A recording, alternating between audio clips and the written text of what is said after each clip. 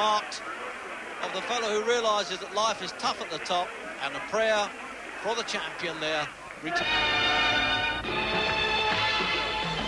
This is your life, this London Soho, and a street just behind me heading in the same direction, a remarkable character. He rose from East End street fighter to America's Hall of Fame. He became an idol not only in Britain but in the USA. He rubbed shoulders with Hollywood actors and Chicago gangsters.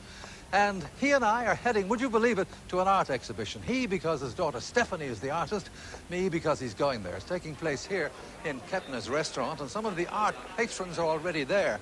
Not your usual dilettante connoisseurs. I'm sure that aficionados of the noble art will recognize some faces that have had attention from a different kind of canvas work.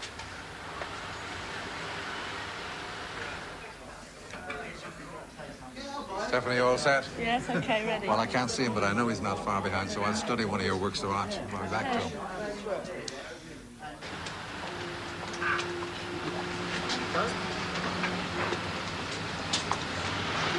Hi, darling, come in. How are you? Hello, Jack. Hello,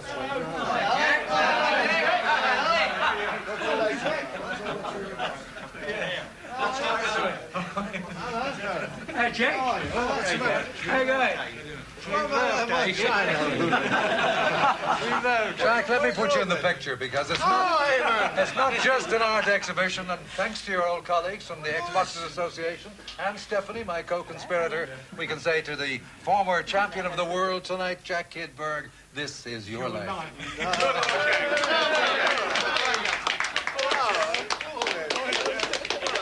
I have all these handsome faces around here. It's fortunate to the theatre where we... Only good looking.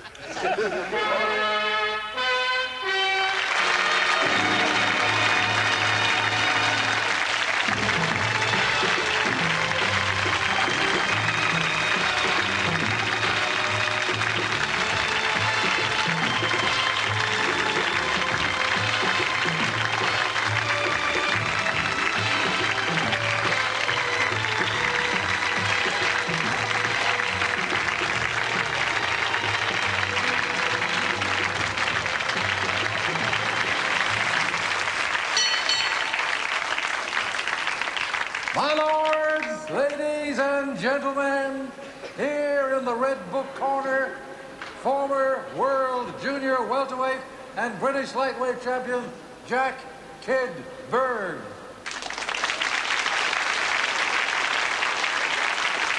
"56 years ago, Kid Berg became the toast of Britain, winning the World Junior Welterweight Championship at the Royal Albert Hall, stopping American Mushy Callahan in 10 rounds.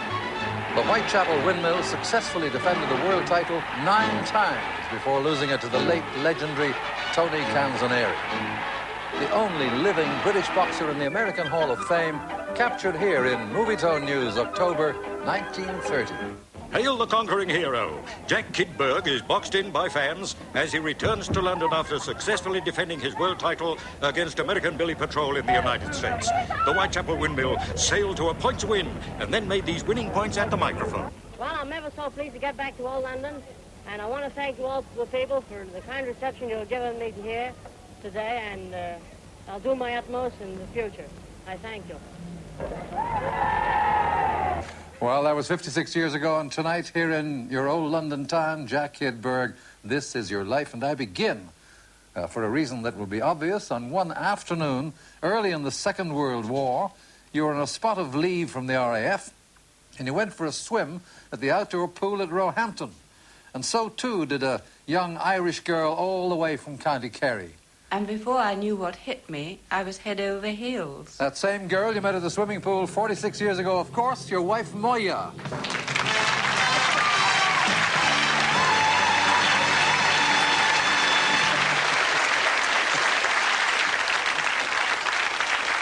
Moya, I know it's a nervous time tonight, but tell us about that first meeting at the swimming pool. Well, I suddenly felt something being hoisted under my posterior, and that was that.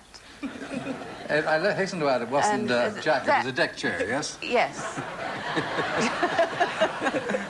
Well, that's how it all started, isn't it? And in fact, you were married at Malvern Town Hall on February the 20th, 1943. And Moya, I believe that Jack made you fighting mad the first morning of the honeymoon. He certainly did. He said to me, I don't remember asking you to marry me. True, Jack? Well, Jack, this is your life and it's all coming out. You were born Judah Bergman in Whitechapel in London's East End on June 28th, 1909. You were the second son and fourth of 7 children of Russian Jewish immigrants Jacob and Millicent Bergman. There they are in an early family photograph with, from left to right, your brothers and sisters, Rachel, Willie, Sadie, Becky, and Teddy. That's you on the right of the picture, Jack, looking quite angelic. Now, that picture was taken just before the First World War, and although Willie and Teddy are no longer with us, and Rachel not well enough to be here, but tonight, some 72 years on, from their East London homes, your sisters Sadie, Becky, and Mari.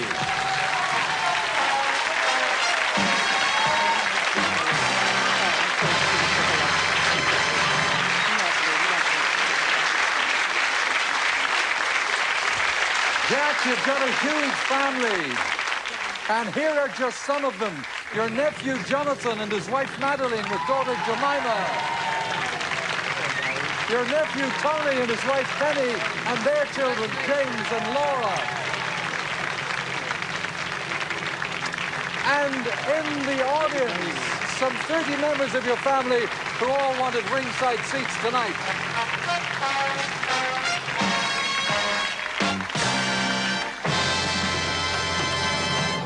You spent your early years, Jack, here in Rumford Street, Stephanie, 9 of you living in a 2-bedroom flat in the tough, depressed East End, where, like for thousands of others, it was a battle for survival. And, Mari, they were tough times, of course, for all the family, We used weren't to they? call them the good old days, but really, they weren't the good old days. My father was a tailor. His salary was £2 a week, and he had to feed 7 mouths. But Jack always eased the pressures, always. He always came up and made things fine. He made his 4 sisters beautiful weddings, and he bought my father and mother a beautiful home, and he even took them to America. And they're really very, very proud of him. Well, Jack, your father at first insisted that you start work as a cabinet maker, but you preferred nailing opponents. And you quit the job after just a short spell to concentrate full-time on boxing. In a remarkable ring career stretching over 21 years, you had a total of 192 professional contests, of which you lost only 26. It's a formidable record, as another great British ring hero confirms. Speaking to you from Spain, where I hope he is not, of course, using his famous hook on the golf course, heavyweight legend Henry Cooper. Watch it, Jack. Now, you're one of the greats of the ring. And all that you achieved has been an inspiration to a procession of boxers. Now, I grew up listening to stories about your exploits, particularly in America, where you showed them that the British boxer can rate with the best in the world. You are now the daddy of the British boxing. And though I can't be there with you in person tonight, I know Eamon has got some great guys to help punch home the message that you are still king of the ring. Yes, great guys indeed. A star-spangled parade of former world boxing champions. Flyweight champion of the world, Terry Allen. Flyweight champion of the world, Walter McGowan. Flyweight champion of the world, Charlie Magri. Bantamweight champion of the world, Johnny Caldwell. Featherweight champion of the world, Howard Winston. Lightweight champion of the world, Ken Buchanan. Welterweight champion of the world, John H. Tracy. Light middleweight champion of the world, Morris Hope. World middleweight champion, Terry Downs. Middleweight champion of the world, Alan Minter. And today, light heavyweight champion of the world, Dennis Andrews.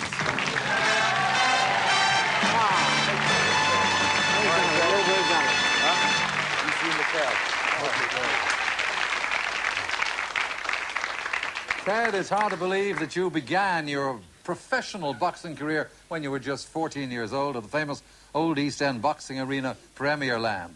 And you were determined to follow in the path of another great East End boxing idol, the late Ted Kid Lewis. You started not at 14, but at the age of 11, never inside the ring, but outside in the street, in contests organized by not the Dead End, but the East End kids, the Whitechapel boys gang you used to hang around with. Now, the contests were staged to draw the interest of passers-by in the hope of raising a few coppers. And maybe this was what it was like, Jack, as we take a trip down memory lane. Now, this is how you first started fighting, Jack. You used to take on and beat all comers. And I'm sure it brings back memories of Myrtle Street School and your old Whitechapel boys gang. And from those far-off days, bridging the First World War, just look who are watching and remembering. Nat Fishman, David Alderman, brothers Sam and Joe Greenberg, and Lou Sugarman. And, of course, they're all here tonight. Come on, boys.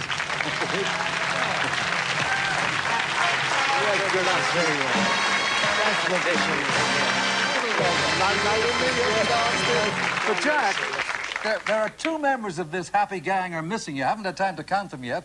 In the 1950s, both of them set off for a new life in California, one to Panorama City, the other to Burbank. And here tonight, your old boyhood pals to complete the gang, young Benji and Gussie Huss.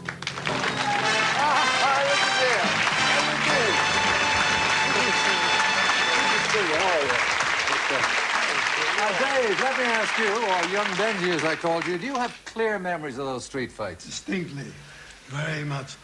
When he first came back from America, when he had his greatest fights there, all the kids in the neighborhood wanted to emulate Jack Kid Berg. We all wanted to be Jack Kid Berg. And we used to fight in the streets for nubbins. You were terrific. And Gussie, you used to go to Jack's fights at Premierland. Right. You remember your first fight when you came out? And we went down the street and we were all shouting, you won the fight, and you had a black eye. And your father said, what, you've been fighting again? And you put his hand in your pocket and you gave him, he said, look, I've got my money for fighting. And your father said, go back and fight again. Thank you for your Whitechapel old boys. Thank you, boys. Well, after 5 years as a professional, Jack, and still only 19, you set sail for the United States in 1928 because you wanted to try to establish yourself as a world title challenger. You went first to Chicago of the Roaring Twenties during what were the uneasy speakeasy days of Prohibition, when gang bosses like Al Capone and another feared gangster, Legs Diamond, were in gun-happy control. Now, here's a newsreel flashback that should stir some memories for you. Friends, Jack Legs Diamond, whom somebody trumped with 5 bullets a few months ago, emerges from enforced retirement at Welfare Island Hospital to return to his home in Accra, New York. So he climbs aboard a train to take himself for a ride to what he hopes is safety. Well, now, safety didn't last long because soon after those pictures were taken, he was shot, and you weren't far away at the time. Darling Hotel. You were staying in the same hotel? Yeah. Well, gangsters apart, Jack, you mixed in more respectable celebrity circles and counted many Hollywood stars of the 30s among your friends. And among them was an up-and-coming young film director, screenwriter, and actor, a boxing fanatic who's kept in touch with you since, seeing you score one of your most memorable victories in New York City 54 years ago. To try to put all the outlandish things that have happened to Jackie Kid Berg into one film would be sheer folly. He's led an incredible life. Speaking to you from his home in Los Angeles, that giant of the film world, director of such film classics as Moby Dick, Fat City, and The African Queen, John Huston. It's good to see you again, Jackie, after all this time, all in one piece. I recall a night more than 50 years ago at the Polo Grounds in New York when you stepped into the ring with one of the greatest fighters of our time, the Cuban, Kid Chocolate. He was unbeaten up until then, and then against you, who were the Whitechapel Windmill. That was your designation. And you always came forward, arms flailing.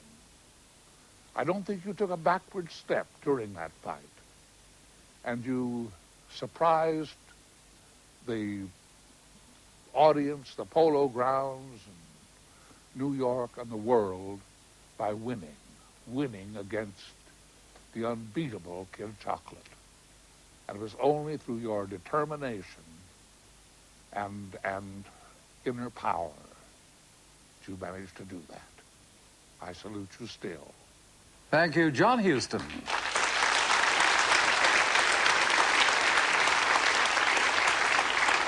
Well, now, that victory over Kid Chocolate made you the talk of America, Jack, and you were cock-a-hoop. I am, after winning my fight with Kid Chocolate, it is needless for me to say how overjoyed I am for beating such a cagey boxer as Chocolate.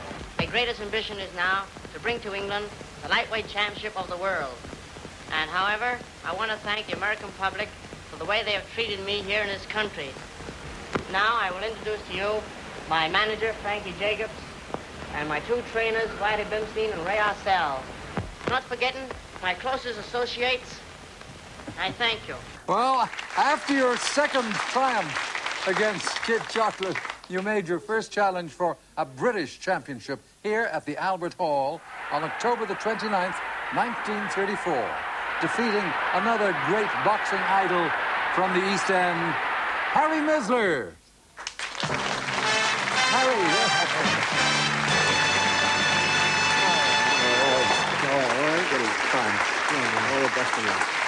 And we have traced 5 more of your old opponents, all former British title contenders, Harry Davis, Jack Lewis, and George Odwell.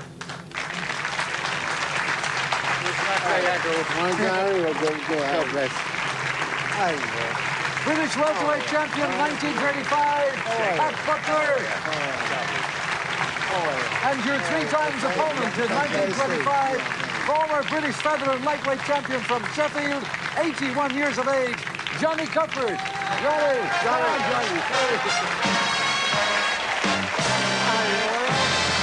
Lovely boy. Yes. Lovely. There you're over the ringside. Stephanie, you now spend your life as a respected artist between your studios in Soho in the south of France. Now, when you were growing up in London, did you realize that your dad was world famous for being a master of the noble arts? No, I think whoever your father is, you always think of him as your father. And actually, Jack was very gentle and loving. And actually, I think I'm glad that he retired before I could see his fights. Except for now, I wish there was more footage of his early fights because I'm a great boxing fan. And all the time people come up to me and say, my God, was Kid Berg really your father? It makes me very proud.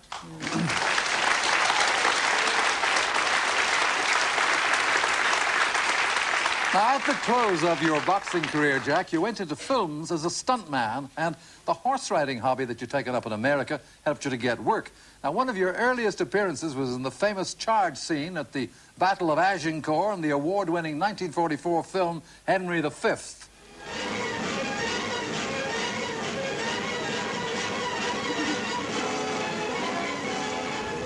And there's somebody who remembers how that charge nearly started without you. God, were you really taken for a ride that day, mate? God.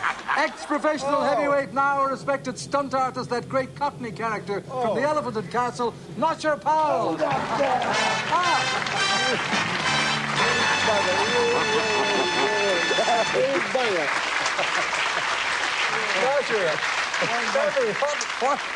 What about Jack being taken for a ride? Tell us about that. Well, very quickly.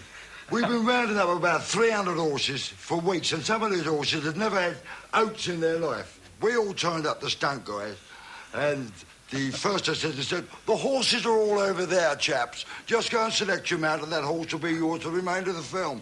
Jack's always had the best, Flash Kid. Straight over the horse he went. He got this horse. It was 17 and a hands high. High, honestly. Even I had trouble in putting the bridle on. So the orders was that Larry, that was Sir Lawrence Olivier, would be out front. And when he raised his sword up on high, we would go forward at the walk. Once at the trot, twice at the canter. And when he went like that, we went hell for leather. He went past me like dancing bravely out the 12. And about 2 hours later, when we were sitting down playing poker, Jack rode up and he said, "Deal me and I've had a ride." That was it. Lovely. Thank you, Jack. Thank you, Jack.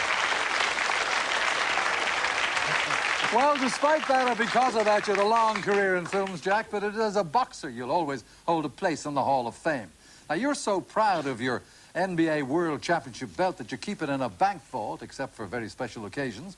And just last September, 56 years on, another gutsy British fighter went into the enemy camp in search of such a belt. And when he ended the unbeaten run of the great Don Curry to create one of the great boxing upsets of all time, he threw himself across the ring in a frenzy of delight. Yes, of course, proudly wearing his WBA belt, undisputed world welterweight champion, Lloyd Hannigan.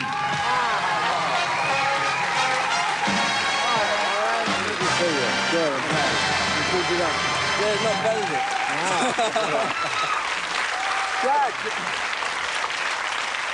we had a lot of trouble about that belt of yours, but as you know, thanks to you, it's not in the vault tonight, and you're always worried about it, but it's in the safest possible hands. Your belt is in the hands of Britain's heavyweight hero, Frank Bruno.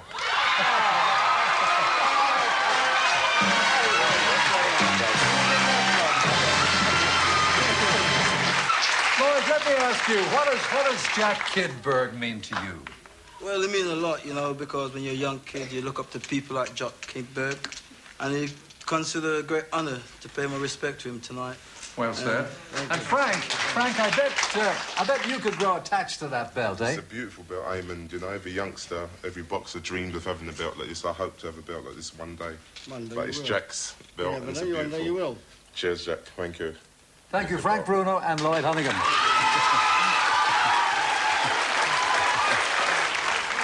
Jack, as we come to the final round, I want to take you back again to New York, from where someone would like a word with you. The man who trained you for that great Kid Chocolate victory 54 years ago. Among 20 other fighters, he has helped to steer to world titles our ringmasters like Barney Ross, Cesar Charles, James J. Braddock, and modern greats Roberto Duran and Larry Holmes.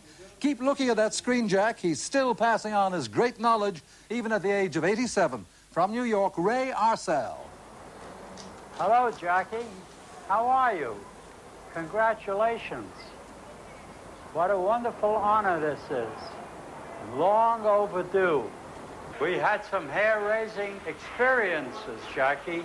Remember that incident at the Harding Hotel when we just had come back from the gymnasium after a hard workout and we were relaxing, and two gunmen rushed into our room with drawn pistols and were going to kill us both because they learned that you were flirting with Lex Diamond's girlfriend. You know, Lex Diamond was one of the most notorious gunmen of the Prohibition era. It took an awful long time of coaxing and pleading before we straightened this thing out. And we checked out of that hotel in a hurry. Thank heavens we are both here to recall the story. That was not part of our training schedule. I've trained many world champions, and you were one of my very best. I always admired you as a boxer. I salute you as my friend. Cheerio. God bless. He was in New York 3 days ago, Jack, when he paid that tribute, but tonight he's in London for you. From New York City, 87 years young. Oh, I love you. I love you. Oh, I love you. I love you.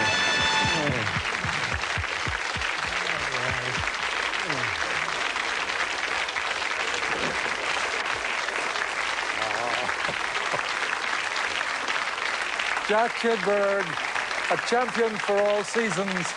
This is your life.